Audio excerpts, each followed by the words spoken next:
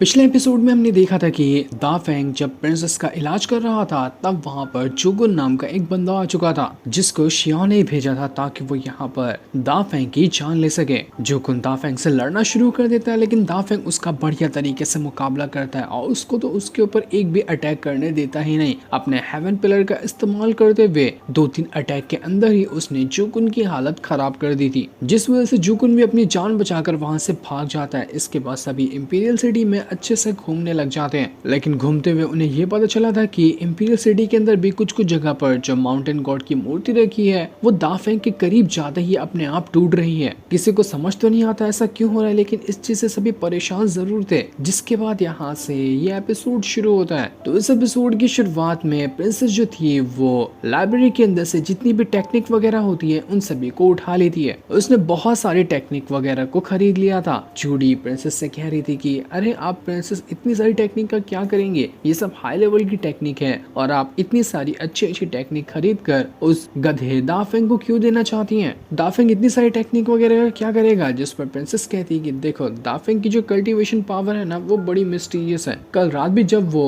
मेरे कमरे के अंदर कल्टीवेशन कर रहा था तो मैंने जब उसकी कल्टीवेशन करते हुए देखा तो ऐसा लगा कि उसका ऑरा इतना स्ट्रॉन्ग है कि वो खुद की बॉडी भी उसका ऑरा संभाल नहीं सकती। इसी चीज को देखकर मैं यहाँ पर थोड़ा सा घबरा गई कि दा फेंग को यहाँ पर फ्यूचर में कुछ आगे चलकर कल्टीवेशन के दौरान प्रॉब्लम ना आ जाए, इसलिए मैं और कई सारी टेक्निक खरीदी हूँ ताकि इन्हें प्रैक्टिस करने के बाद वो अपनी बॉडी को थोड़ा और स्ट्रॉन्ग बना ले, तो उस वजह से वो अपनी कल्टीवेशन की जो ऑरा है उसको अच्छी तरह से हैंडल कर पाएगा। इसके बाद दा फेंग जो होता है वो आराम से सोकर अंगड़ाइयां लेते हुए कमरे के बाहर निकल कर आया था। जैसे वो कमरे के बाहर निकल कर आता है उसकी आंखें खुली की खुली रह जाती है, क्योंकि घोड़ा गाड़ी जो टूट चुकी थी प्रिंसेस ने दूसरी घोड़ा गाड़ी मंगा ली थी। तो अब दा फेंग को इतना सारा सामान उठाकर बोझ की तरह नहीं चलना पड़ेगा, घोड़ा गाड़ी के अंदर ही सारा सामान रख दिया जाएगा। तो ये इसी वजह से इतना ज्यादा खुश था। और ये वाली घोड़ा गाड़ी तो पहले से भी ज्यादा बड़ी थी। जूडी कहती कि इतना ज्यादा उछलने की जरूरत नहीं है, अगर ज्यादा उछलोगे तो हम तुम्हें घोड़ा गाड़ी के अंदर भी नहीं ले जाएंगे, बाहर से भगाते हुए तुम्हें ले जाएंगे। इसलिए दा फेंग कुछ उनके करने से पहले ही घोड़ा गाड़ी के अंदर जाकर घुस जाता है कि अब मैं भी तो देखूं कि कौन मुझे बाहर निकाल सकता है। जिसके बाद सारे के सारे लोग घोड़ा गाड़ी के अंदर सवार होकर वहां से आगे बढ़ना शुरू कर देते हैं। जिनको जाते हुए दूर से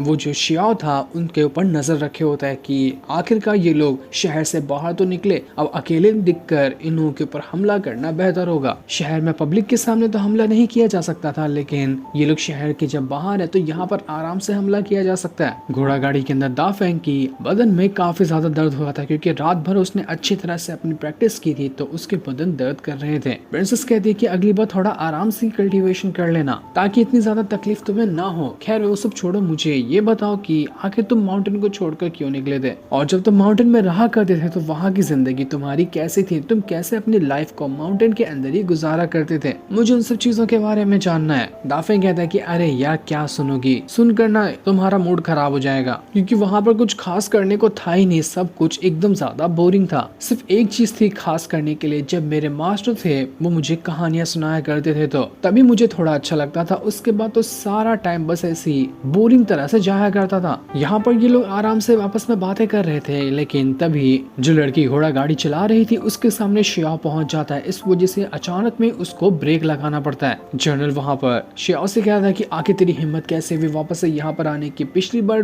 की मार तुझे याद नहीं है क्या, या फिर तू फिर से यहाँ पर मार खाने के लिए आया हुआ है। दा फेंग परेशान हो गया था कि ये लोग इतनी आसानी से नहीं पीछा छोड़ने वाले, पिछली बार ही इनको भागने नहीं दिया होता, इनकी जान ले लिया होता तो बेहतर होता। तो इस बार वो उनकी जान लेने के लिए ही बाहर आ जाता है। वो यहाँ पर सीधा शियाओ से फाइट करने लग गया था, लेकिन ये लोग जो थे वो पूरा प्लान बना के आए हुए थे। ये लोग दोनों यहाँ पर आपस में फाइट कर रहे थे तो जुगुन पहाड़ के ऊपर खड़ा होता और एक बड़ा सा पत्थर उठाकर वो फट से दा फेंग की तरफ ही फेंक देता है, ताकि पत्थर गिरने की वजह से दा फेंग वहीं पर मारा जाए। लेकिन दा फेंग अपनी पावर का इस्तेमाल करते हुए वो पत्थर वहां पर रोक लेता है और अपनी ही पावर को और ज्यादा बढ़ाते हुए उसने खुद की एक जायंट स्पिरिट को समन कर लिया था। दा फेंग की वहां पर एक बहुत ही ज्यादा बड़ी और काफी ज्यादा स्ट्रॉन्ग जायंट स्पिरिट आ चुकी थी। वो जायंट स्पिरिट अपनी पावर का इस्तेमाल करते हुए जैसे ही एक घसीट के पंच मारती है उस बड़े वाले पत्थर के ऊपर कि वो पत्थर छोटे छोटे टुकड़ों में बदलकर वहां से गायब ही हो जाता है। एक ही पंच के अंदर वो इतना बड़ा पहाड़ जैसा पत्थर चकनाचूर हो चुका था। इस चीज को देखकर जूडी प्रिंसेस दोनों एकदम दंग रह जाते कि बाप रे, ये दा फेंग की कल्टीवेशन किस तरह की है, ये तो खुद की जायंट स्पिरिट भी क्रिएट कर सकता है, वो भी इतनी ज्यादा स्ट्रॉन्ग। क्या कमाल की इसकी जायंट जायंट स्प्रिट है देखकर मजा ही आ गया। दा फेंग पूरे गुस्से के साथ शियाओ और जोकुन से कह रहा था कि इस बार तुम लोग बचकर नहीं भागोगे, इस बार मैं तुम दोनों को मार ही डालूंगा। पिछली बार छोड़कर बहुत बड़ी गलती हो गई, वो गलती मैं दोबारा नहीं दोहराने वाला। ये फट्टू लोग यहाँ पर वापस से दा फेंग को इतना ज्यादा स्ट्रॉन्ग देकर अपनी जान बचाकर भागने की कोशिश करते हैं, लेकिन जो पत्थर यहाँ पर दा फेंग ने तोड़ा था उसका टुकड़ा उठाकर वो शियाओ की तरफ ही मार देता है, जिस वजह से शियाओ की हालत खराब हो चुकी थी। लेकिन यहाँ पर 2 लोग नहीं आए थे, यहाँ पर टोटल 3 लोग आए थे। तीसरा बंदा वही था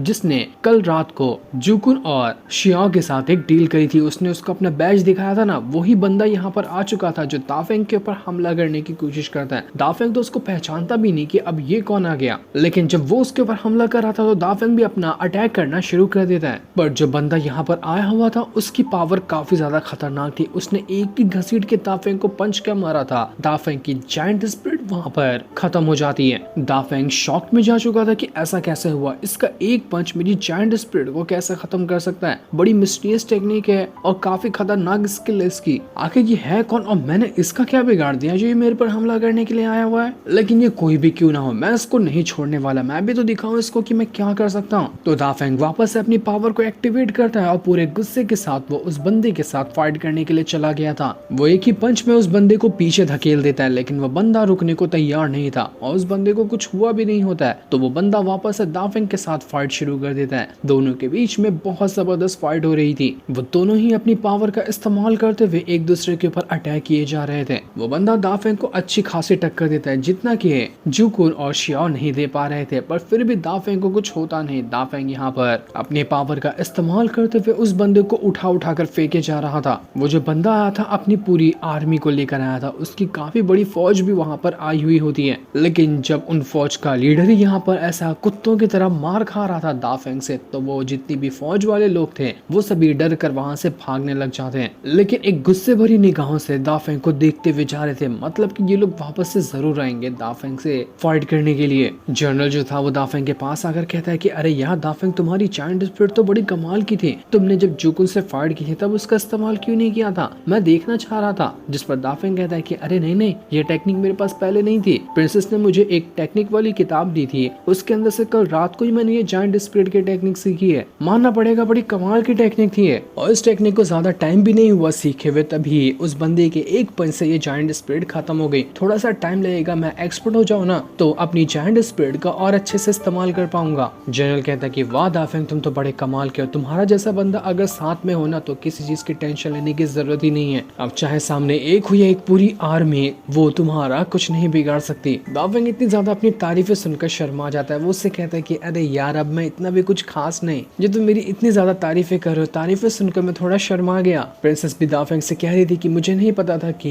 इंपीरियल सिटी में आने के बाद मैं इतने कमाल के जीनियस से मिल पाऊंगी। मैं यहाँ पर मेडिसिन किंग को ढूंढने के लिए आई थी, लेकिन मुझे तो उससे भी बढ़कर एक जीनियस मिल गया। वैसे मेरे पास अब तुम्हारे लिए और भी अच्छे गिफ्ट है, और भी मैंने टेक्निक तुम्हारे लिए खरीदी है जो तुम्हें दूंगी। क्या तुम प्रैक्टिस करना चाहोगे या फिर तुम थक गए? दाफेंग प्रिंसेस का हाथ पकड़ते हुए कहता है कि अरे नहीं प्रिंसेस, आप तो बहुत अच्छी हैं, मैं बहुत सारी टेक्निक को प्रैक्टिस करना चाहूंगा, मैं तो कभी नहीं थकता कल्टीवेशन करने से, तो आप मुझे बस टेक्निक के बारे में बताते रहना, मैं सबको कल्टीवेट कर लूंगा। यहाँ पर ये सभी लोग काफी ज्यादा खुश थे, लेकिन वो बंदा जुकुन और शियाओ जो थे वो काफी ज्यादा गुस्सा होते हैं। पिछली बार तो दोनों को अलग अलग करते हुए दाफेंग ने भगा दिया था, इस बार 3 लोग गए थे लेकिन तीनों भी डर कर भाग गए। शियाओ कह रहा था कि ऐसा नहीं हो सकता, हम तीनों को उसने एक एक करते हुए भगा दिया है डरा कर। मैंने उस बंदे को इससे पहले कभी भी इंपीरियल सिटी के अंदर देखा ही नहीं था, नहीं जानता कि वो बंदा आया कहाँ से, उसका ओरिजिन क्या है, उसके पास इतनी कम उम्र में पावर इतनी ज्यादा कैसे है, इसके बारे में मुझे कुछ भी नहीं पता है। लेकिन इतना पता है कि हम उसके बारे में कुछ नहीं जानते और उसकी पावर को अंडर एस्टिमेट कर रहे हैं। हमें ऐसे नॉर्मल अटैक करते हुए उसको बिल्कुल भी नहीं हरा सकते। जिस पर वो बंदा कहता है कि हाँ तुमने ठीक कहा, हम ऐसे आसानी से तो इसको नहीं हरा पाएंगे, मैंने भी इसको अंडर एस्टिमेट किया, लेकिन अगली बार तो अंडर एस्टिमेट नहीं करने वाला, अगली बार मैं और ज्यादा तैयारी के साथ आऊंगा ताकि इसको मार डालूं।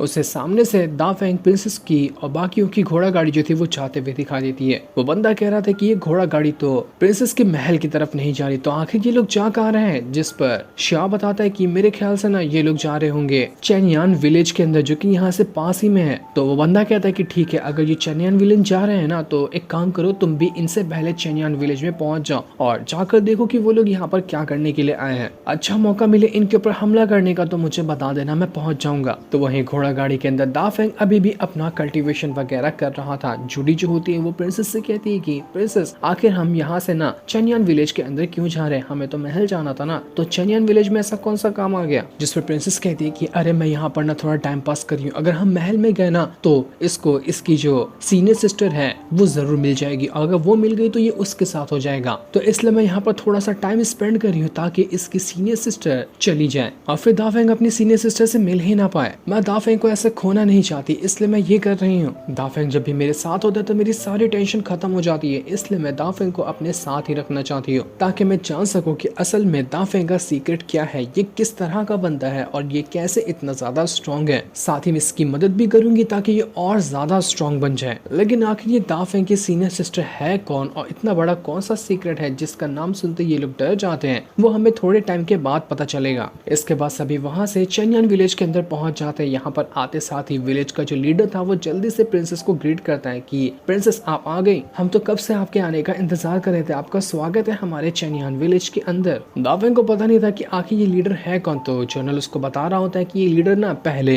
एक बहुत ही बड़ा गुंडा हुआ करता था, जो भी आरे गहरा सामान जाता था ना उसको लूट लिया करता था, घरों को लूटने का भी ये काम करता था। लेकिन एक बार जब ये प्रिंसेस की घोड़ा गाड़ी लूटने के लिए आया तो प्रिंसेस ने इसके साथ बढ़िया तरीके से फाइट की और इसको यहाँ पर समझा दिया कि आगे से कभी भी ऐसी हरकत ना करे। तो उसके बाद से ही ये लीडर यहाँ पर एकदम शांत और शरीफ इंसान बन चुका है। प्रिंसेस उस लीडर से कह रही थी कि लगता है मैंने आपको यहाँ पर आकर तकलीफ दी, तकलीफ तो नहीं दी ना आपको। जिस पर लीडर कहता है कि अरे नहीं नहीं, ऐसा कैसे आप तकलीफ मुझे देंगी, आप जैसे मेहमान अगर विलेज के अंदर नहीं आएंगे तो हमारे विलेज की शान कौन बढ़ाएगा, आइए आइए प्लीज अंदर आइए, आपका स्वागत है यहाँ पर। दाफेंग भी लीडर का जो घर था उसको अच्छे से देख रहा होता है क्योंकि वो घर काफी बड़ा और बड़ा ही कमाल का था। लीडर प्रिंसेस से कह रहा था कि प्रिंसेस मैंने आपके लिए अच्छा अच्छा खाने का बंदोबस्त भी किया है और बहुत ही बढ़िया तरीके की शराब भी रखी है, तो आप उसको टेस्ट करेंगे तो आपको काफी अच्छा लगेगा। प्रिंसेस कहती है कि चलो ठीक है ये तो अच्छी बात है, लेकिन मैं किसी खास चीज के बारे में तुमसे बहुत ही इंपॉर्टेंट बात करना चाहती हूँ, तो हम पहले वो बात कर लेते हैं, उसके बाद जो भी खाना पीना होगा वो देखा जाएगा। इसके बाद वही इंपॉर्टेंट बात पे चर्चा करने के लिए वो जो प्रिंसेस थी लीडर के साथ वहां से चली जाती है। लेकिन ये बात क्या थी ये अभी हमें नहीं पता चलता, ये हमें नेक्स्ट एपिसोड में पता चलेगा। जो सीन दिखाते ही ये एपिसोड यहीं पर एंड हो जाता है।